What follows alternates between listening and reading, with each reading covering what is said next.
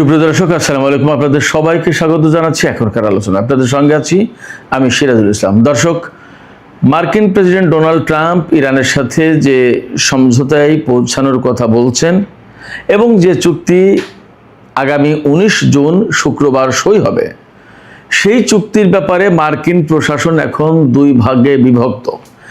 এক ভাগে সিআইএর প্রধান, পররাষ্ট্রমন্ত্রী এবং যুদ্ধমন্ত্রী, আর এক ভাগে president Donald Trump, vice president এবং জারেড কুশনার ও স্টিভ উইটকফ।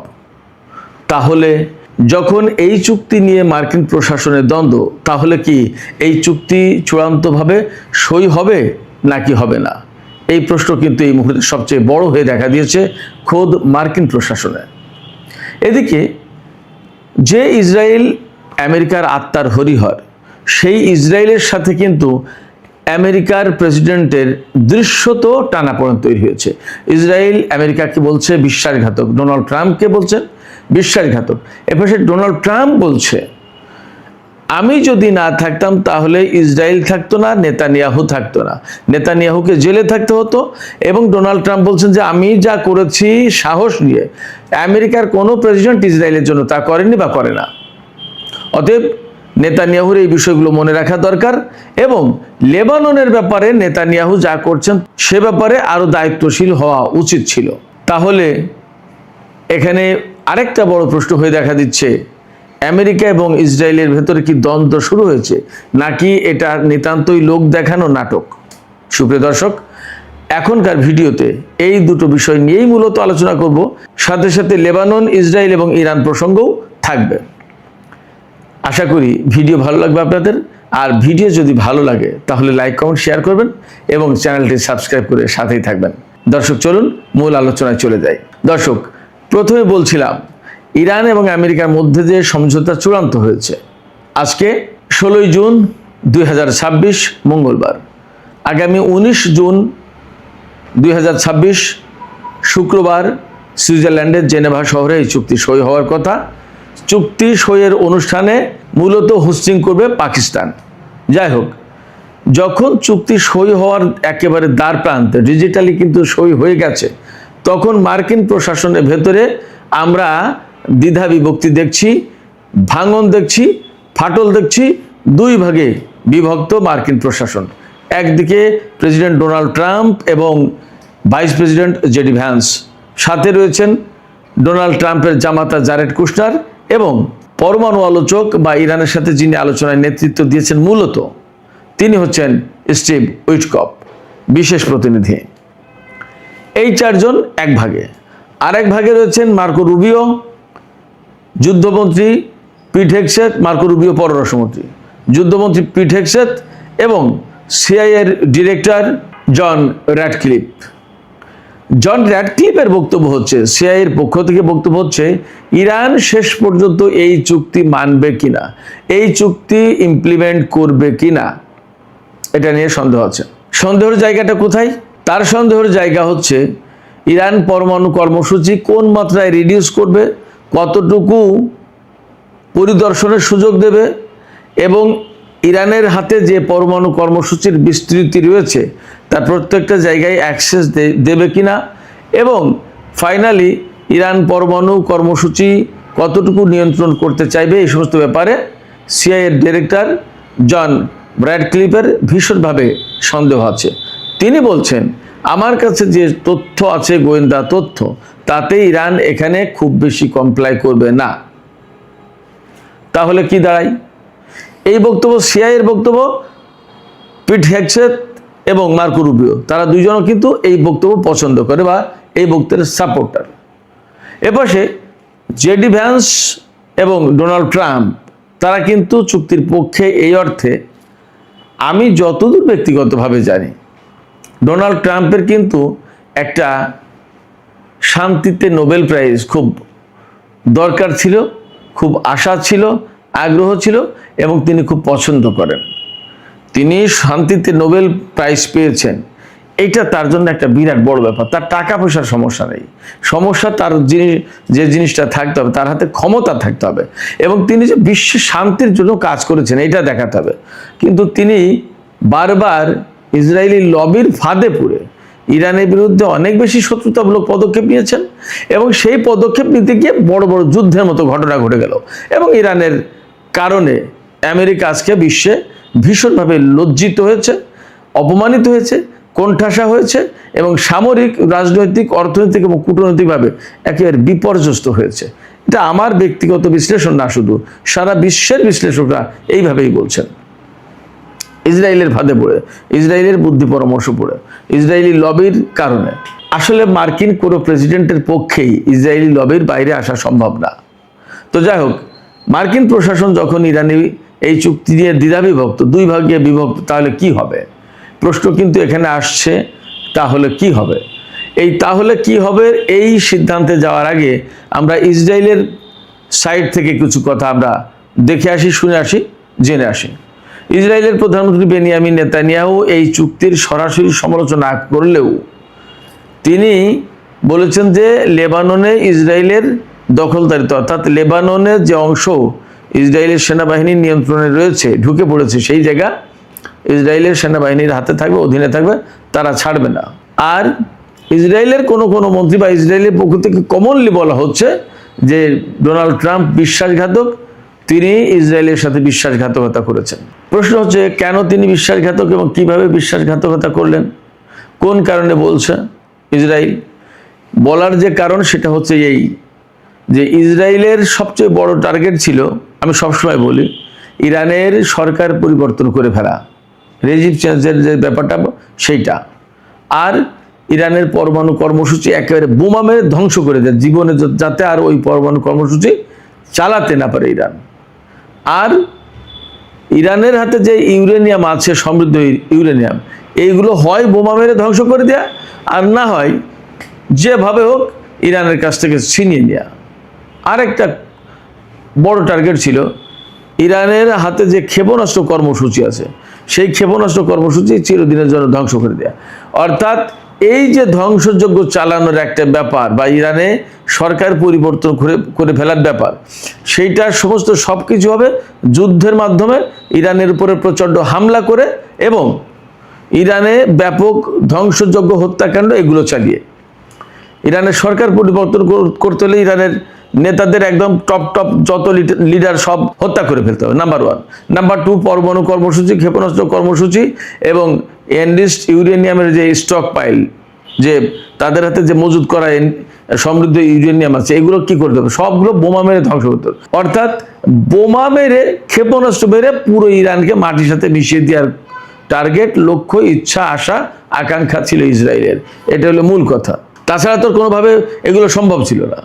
তো এইগুলো করার জন্য তারা কিন্তু তাদের মতো করে যথাসাধ্য চেষ্টা করেছে। আপনারা কি মনে করেন বা এটা কি ভাবার কোনো কারণ আছে যে ইরানের সাথে যখন আমেরিকা এবং ইসরায়েল যুদ্ধ শুরু করেছে, তখন প্রেমের বাণী নিয়ে, ভালোবাসার ফুল নিয়ে অথবা মিষ্টি মিষ্টি কথা বলার জন্য কে এসেছিল? তাদের সাধ্য যা ছিল, সাধ্যের সর্বোচ্চ চেষ্টা করে ওই 40 দিনের যুদ্ধে সাধ্যের সর্বোচ্চ চেষ্টা করে ইরানকে মাটির সাথে মিশিয়ে দেওয়ার চেষ্টা করেছে। কিন্তু ইরানের প্রতিরোধের মুখে, ইরানের সাহসিকতা, দৃঢ়তার মুখে সেগুলো পারেনি। This is reality, this is fact. সেক্ষেত্রে ইসরায়েল এবং আমেরিকা যখন পারেনি এবং ডোনাল্ড ট্রাম্প দেখেছে যে ইসরায়েলের কারণে তার অর্থনীতির 12টা বেজে যাচ্ছে, তার যে ক্ষেপণাস্ত্রের স্টক পাইল, যার ক্ষেপণাস্ত্রের যে মজুদ ছিল তা শেষ হয়ে যাচ্ছে, চীন বা রাশিয়ার সাথে যদি যুদ্ধ করতে হয় তাহলে সে কী দিয়ে করবে? বা বড় রকমের যদি কোনো সমস্যা ফেস করতে হয় তখন সে কী করবে? তার তো টোটাল স্টক পাইল শেষ হয়ে যাচ্ছে। ইউক্রেনের পেছনে ব্যয় হচ্ছে। ইসরায়েলকে গত 2-3 বছর ধরে একাধারে গাজা, লেবাননের বিরুদ্ধে যুদ্ধ করার জন্য দিচ্ছে, আবার ইরানের সাথে যুদ্ধ করতেছে। এখন এই পরিস্থিতি, এখন ইসরায়েলকে ঠেকাবে নাকি আরব অঞ্চলে যত ঘাঁটি আছে সেইটা ঠেকাবে, নাকি সেই ইরানের বিরুদ্ধে যুদ্ধ করবে? কোনটা করবে? আমেরিকা ইরানের সাথে যুদ্ধ করতে এসে কার্যত দিশেহারা হয়ে গেছিল। এই অবস্থায় সে আর কি করতে পারে? 40 দিনের যুদ্ধের পরেও যখন ইরানের পক্ষ থেকে বরং আরও বেশি মারাত্মক প্রতিরোধ আসছে এবং তাদের অস্ত্র ভাণ্ডার শেষ হয়ে আসছে, এই পরিস্থিতিতে যুদ্ধবিরতি করা ছাড়া আর সামনে কোনো উপায় ছিল না। এটা গেল 1। 2 হচ্ছে তেলের দাম, পণ্যমূল্যের যে পরিস্থিতি, ঊর্ধ্বগতি, মূল্যস্ফীতি, মুদ্রাস্ফীতি, সমস্ত সব কিছুই ঘটছিল এবং আমেরিকার জনগণ ভীষণভাবে ক্ষেপে যাচ্ছে। নট অনলি দ্যাট, সবচেয়ে বড় আর একটা ইঙ্গিত যেটা, আমেরিকায় প্রতিদিন লাফিয়ে লাফিয়ে ইহুদি বিদ্বেষ বাড়ছে। ইসরায়েল বিদ্বেষ বাড়ছে, প্রচণ্ড রকমের জনগণের ভিতরে ক্ষোভ ইসরায়েল এবং ইহুদিদের বিরুদ্ধে, এবং আমেরিকার সাধারণ জনগণ থেকে শুরু করে সরকারি কর্মকর্তা অনেকেই, এমনকি সেনাবাহিনীর লোকজন, তারা ম্যাক্সিমাম লোক বলছে যে এই যুদ্ধ ইসরায়েলের, যুদ্ধ আমেরিকার না। আমেরিকার মাটির জন্য, আমেরিকার জনগণের জন্য, আমেরিকার অর্থনীতির জন্য, আমেরিকার সুনাম সুখ্যাতি ধরে রাখার জন্য এই যুদ্ধ করার জন্য এটা করা হচ্ছে সম্পূর্ণভাবে ইসরায়েলের জন্য। ফলে ডোনাল্ড ট্রাম্প কিন্তু ভীষণ বিপদে পড়ে গেছে দেশের ভিতরে, এবং এই যে সংকটগুলো আমেরিকার ভিতরে তৈরি হয়েছে, এই সংকটগুলো তৈরি হওয়ার কারণে রাজনৈতিকভাবে রিপাবলিকান দল, প্রেসিডেন্ট ট্রাম্প সংকটে পড়ে গেছে। এবং সামনে যে, আমি আবারও বলি, সামনে যে মিড টার্ম ইলেকশন, সেই ইলেকশনে যদি ডোনাল্ড ট্রাম্পের দল ভরাডুবি ঘটে, তাহলে কিন্তু ভয়ঙ্কর বিপদে পড়বে। তার যথেষ্ট সম্ভাবনা আছে ইমপিচমেন্টের। ফলে এই সমস্ত অনেক কিছু বিবেচনা করে, শুধু এইগুলো না, আন্তর্জাতিক অঙ্গনে আমেরিকার কূটনীতি, আমেরিকার সামরিক সক্ষমতা, তার অস্ত্রের ধার ভার, তার অস্ত্রের বাজার, তার রাজনৈতিক প্রভাব, সমস্ত সব কিছু তো ধ্বংস হয়ে যাচ্ছে। শুধু তাই না, মধ্যপ্রাচ্যে আমেরিকার ঘাঁটিগুলো যেভাবে ইরান ধ্বংস করে চলেছে একের পর এক, এতে তো তার মান মর্যাদা, তার অবস্থান সব শেষ হয়ে যাচ্ছে। মার্কিন বাহিনী টিকতেই পারেনি। দিস ইজ রিয়েলিটি ভাই, এটা কোনো আবেগের কথা না। যার কারণে তো চুক্তির জন্য পাগল হয়ে গিয়েছিল। এখনও ইরান বলছে যে যদি লেবাননে এই চুক্তি পুরোপুরি বাস্তবায়ন না হয়, লেবাননে যদি পুরোপুরি যুদ্ধবিরতি না হয়, লেবানন থেকে যদি ইসরায়েল দখলদারিত্ব প্রত্যাহার না করে, ইসরায়েল থেকে যদি লেবানন সেনা সরিয়ে না নেয়, তাহলে এই চুক্তি বাস্তবায়ন হবে না। তার মানে ইরান কিন্তু বলছে যে এই চুক্তি বাস্তবায়ন হবে কি হবে না, এটা আমাদের ব্যাপার না, এটা সম্পূর্ণ আমেরিকার ব্যাপার। আমেরিকার উপর নির্ভর করছে। আমেরিকা যদি এই চুক্তি বাস্তবায়ন করে তবেই হবে, নাইলে না। তার মানে ইরানের পক্ষ থেকে এই রকম কোনো দায়বোধ নেই যে এই চুক্তি বাস্তবায়ন করতেই হবে, না হলে হলো, না হলে না হলে। দে আর রেডি টু ফাইট। তারা যুদ্ধের জন্য প্রস্তুত। যুদ্ধের আকাঙ্ক্ষা তাদের ভেতরে নেই। ইরান এই কথা বলছে যে চুক্তি হলো, চুক্তি বাস্তবায়ন করার দায়িত্ব তাদের। যদি তারা না করে, তাহলে আমরা চুক্তি বাস্তবায়নের দিকে যাব না, আমরা যুদ্ধের দিকে যাব।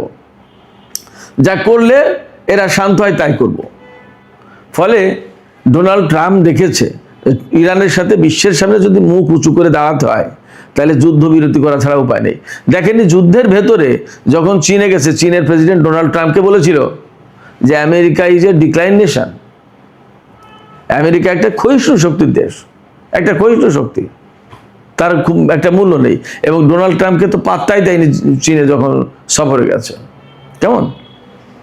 তো সবকিছু মিলে আন্তর্জাতিক অঙ্গন তাদের যে পরিস্থিতি, এবং সামরিক বাহিনী যখন এরকম ইরানের বিরুদ্ধে পেরে উঠছে না, তখন তো তার সামরিক সক্ষমতা এবং তার অস্ত্র কতটা কার্যকরী, সেই প্রশ্ন বড় হয়ে দেখা দিয়েছিল। এই জন্য ডোনাল্ড ট্রাম্প জরুরি ভিত্তিতে আমেরিকাকে বাঁচাতে, আমেরিকার জাতিকে, আমেরিকার সামরিক বাহিনীকে, আমেরিকার সারা বিশ্বে প্রভাব প্রতিপত্তি, অস্ত্রের বাজার এগুলো বাঁচানোর জন্য ডোনাল্ড ট্রাম্প চুক্তি করতে বাধ্য হয়েছে। কিন্তু ইসরায়েলের মনোবাসনা হচ্ছে ইরানের সরকার তো ধ্বংস করতে পারলাম না, সেই একই গান।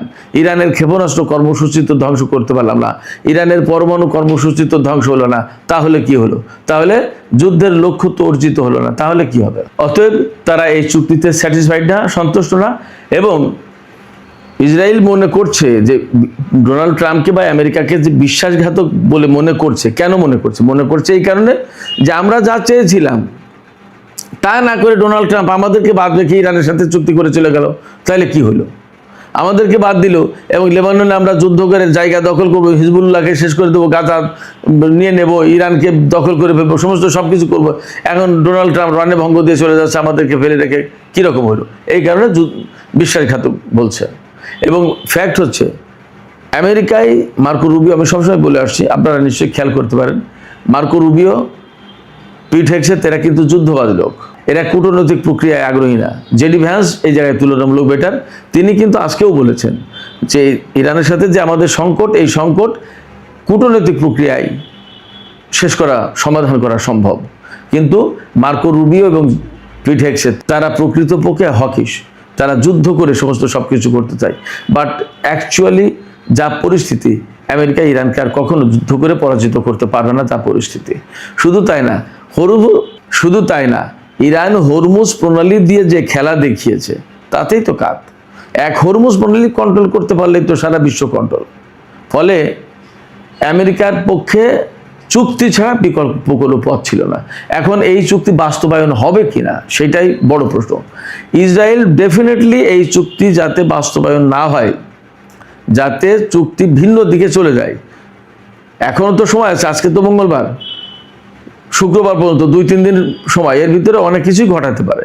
ডোনাল্ড ট্রাম্প এখানে কতটুকু সিরিয়াস থাকতে পারে, মার্কিন প্রশাসন কতটুকু আন্তরিক থাকতে পারে এই চুক্তি বাস্তবায়নের উপর, তার উপরেই এই চুক্তি চূড়ান্তভাবে সই হবে কিনা, বাস্তবায়ন হবে কিনা, মধ্যপ্রাচ্যে শান্তি আসবে কিনা, তার উপরে ডিপেন্ড করছে। এবার সে কাতার কিন্তু বলেছে যে মধ্যপ্রাচ্যে শান্তি, স্থিতিশীলতা, নিরাপত্তা রক্ষার জন্য এবং আস্থা বা বিশ্বাস পুনর্গঠনের জন্য ডায়ালগ প্রয়োজন। এই ডায়ালগ কেন প্রয়োজন, কিসের জন্য প্রয়োজন? অনেকগুলো কারণ, তার দুটো কারণ আমি বলি। একটা হচ্ছে ইরানের সাথে আরব দেশগুলোর যে টানাপোড়েন সৃষ্টি হয়েছে এই যুদ্ধকে কেন্দ্র করে, সেই জায়গা থেকে ইরানের সাথে তাদের প্রতিবেশী হিসেবে টিকে থাকতে হলে বা পাশাপাশি ভালোবাসার আন্তরিকতার সম্পর্ক নিয়ে যদি থাকতে হয়, তাহলে পারস্পরিক ডায়ালগ, বৃহত্তর ডায়ালগ একটা দরকার, সংলাপ দরকার। আলাপ আলোচনার মাধ্যমে এই তিক্ততার অবসান ঘটাতে হবে, তাছাড়া সম্ভব না। এক।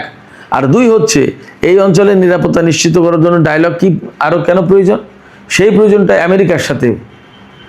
আমেরিকা এই অঞ্চলে তাদের সামরিক ঘাঁটি এবং সেনা মোতায়েন রেখে এই অঞ্চলের নিরাপত্তা তো দিতে পারেনি, বরং অনিরাপদ করে তুলেছে। এই যে বৃহত্তর একটা যুদ্ধ হলো, এই যুদ্ধটা আমেরিকা যদি এখানে সেনা না মোতায়েন করতো, তাহলে কিন্তু এই রকমের ক্রাইসিস তৈরি হতো না এবং আমেরিকার ঘাঁটি বা এই সমস্ত দেশের উপর হামলা হতো না, ইরান হামলা করতে পারতো না। ফলে আমেরিকার উপস্থিতির কারণে এই আঞ্চলিক দেশগুলো ক্ষতিগ্রস্ত হয়েছে এবং অনিরাপদ হয়েছে। তাদের নিরাপত্তা দেওয়ার নামে তাদেরকে বেশি অনিরাপদ করে তুলেছে আমেরিকা। এই যে অনিরাপদ করে তুলেছে, এবং এই কথা এখন তারা বলতেই পারে, আমেরিকাকে আরব দেশগুলো বলতেই পারে। যদি বলে তাহলে বলার প্রশ্ন এইভাবে, বা এই যে আমেরিকাকে তারা বলবে যে ভাই তুমি তো আমাদের নিরাপত্তা দিতে চেয়েছিলে, কিন্তু তুমি তো নিজের নিরাপত্তাই নিশ্চিত করতে পারো, তোমার ঘাঁটিই তো সব উড়িয়ে দিয়েছে ইরান, আমাদের নিরাপত্তা তো পরে। ফলে তোমার ঘাঁটি, তোমার সেনা এখানে থাকার কারণে আমরা আনসেফ, প্লিজ তুমি তাদেরকে উদ্যোগ করো, সরাও। এইরকম সংলাপ প্রয়োজন। এই যে কাতারের আমির ডোনাল্ড ট্রাম্পের সাথে আজকে বৈঠকে, G7 বৈঠকের সময় আলাদা বৈঠকে তিনি এই কথা বলেছেন যে আঞ্চলিক নিরাপত্তা এবং স্থিতিশীলতার জন্য ডায়ালগ প্রয়োজন। এই ডায়ালগ প্রয়োজন কেন? এইটার কারণে। এদিকে ইরানের পররাষ্ট্রমন্ত্রী সাইদ আব্বাস আরাকচি পরিষ্কার করে বলেছেন, নেতানিয়াহু যে বলেছেন যে দক্ষিণ লেবানন থেকে তাদের সেনা সরাবে না, তারা এই জায়গা থেকে সরবে না, সেই জায়গায় আব্বাস আরাকচি পরিষ্কার করে বলেছেন যে লেবানন থেকে যদি সেনা প্রত্যাহার না করা হয় এবং লেবাননে যদি যুদ্ধ বিরতি না হয়, তাহলে এই যুদ্ধের, এই যে ইরান আমেরিকা ইসরায়েলের যে যুদ্ধ চলছিল, সেই যুদ্ধের অবসান হবে না। তার মানে হচ্ছে ইরান হামলা চালাবে। তাহলে কি দাঁড়ালো? তাহলে দাঁড়ালো যে ইসরায়েল যেটা চাচ্ছে হয়তো সেটার দিকেই যাবে। এখানে রোল প্লে করতে হবে ডোনাল্ড ট্রাম্পকে। ডোনাল্ড ট্রাম্প যদি ইসরায়েলকে বলে যে no, you can do that, তুমি ইরানের সাথে বা লেবাননের সাথে আর যুদ্ধ করতে পারো না, হিজবুল্লাহর সাথে যুদ্ধ করতে পারো না। ডোনাল্ড ট্রাম্প অবশ্যই বলেছেন কাতারের রিপোর্টারদের সাথে আলাপের সময়, এই G7 বৈঠকের সাইড লাইনে রিপোর্টারদের সাথে কথা বলার সময় তিনি বলেছেন হিজবুল্লাহর সাথে নেতানিয়াহু যা করছেন টু মাচ। বলছেন যে দীর্ঘদিন ধরে যুদ্ধ করছে, প্রচুর মানুষ মেরেছে, এগুলো আমি পছন্দ করি না। শুধু তাই না, ইরানের সাথে যখন চূড়ান্ত সমঝোতা হচ্ছে তার 2-2.5 ঘন্টা আগে ইসরায়েল লেবাননে হামলা চালিয়েছে, বলছে যে এটাও আমি পছন্দ করি। অনেক ব্যাপার আছে। তো যেহেতু ডোনাল্ড ট্রাম্প বলছেন, সেক্ষেত্রে ইরানের পক্ষ থেকেও কথা এটাই যে ট্রাম্পকেই দায়িত্ব নিতে হবে, এই চুক্তি বাস্তবায়ন হবে কি হবে না তার পথ পরিষ্কার করতে হবে ট্রাম্পকে। সুপ্রিয় দর্শক, আমি ব্যক্তিগতভাবে মনে করি এখানে ইরান আমেরিকা যে চুক্তিটা হয়েছে, সেই চুক্তির ভিতরে কে কতটুকু ছাড় দিল, কে কতটুকু লাভবান হলো, সেটা পরের হিসাব। কিন্তু এই যুদ্ধ যদি এড়িয়ে আপাতত শান্তির দিকে যেতে হয়, তাহলে এই চুক্তির বিকল্প নেই। তো যদি চুক্তির বিকল্প না থাকে, তাহলে চুক্তিটা যাতে কমপ্লিটলি বাস্তবায়ন হয়, সেই দিকেই যেতে হবে। তার জন্য ইসরায়েলকে থামানো অপরিহার্য। সেই কাজটা অবশ্যই মার্কিন প্রশাসনকে, বিশেষ করে মার্কিন প্রেসিডেন্ট ডোনাল্ড ট্রাম্পকে করতে হবে। তিনি সেটা পারবেন কি না, সেটাই সবচেয়ে বড় প্রশ্ন। সুপ্রিয় দর্শক, এখনকার মতো আলোচনা শেষ করছি। যাবার আগে আপনাদের কাছে একই প্রশ্ন রাখি, নেতানিয়াহুকে বা ইসরায়েলকে ঠেকানোর জন্য ডোনাল্ড ট্রাম্প কি কার্যকর ভূমিকা নেবেন? যদি তা না নেন, তাহলে তো চুক্তি বাস্তবায়ন হবে না। আপনাদের কি মনে হয়? আপনাদের মতামত কমেন্টে জানাতে পারেন। আর ভিডিও ভালো লাগলে আবারও বলি, লাইক, কমেন্ট, শেয়ার করবেন এবং চ্যানেলটি সাবস্ক্রাইব করে সাথেই থাকবেন। সুপ্রিয় দর্শক, আপনাদের সবাইকে অনেক অনেক ধন্যবাদ। আল্লাহ হাফেজ।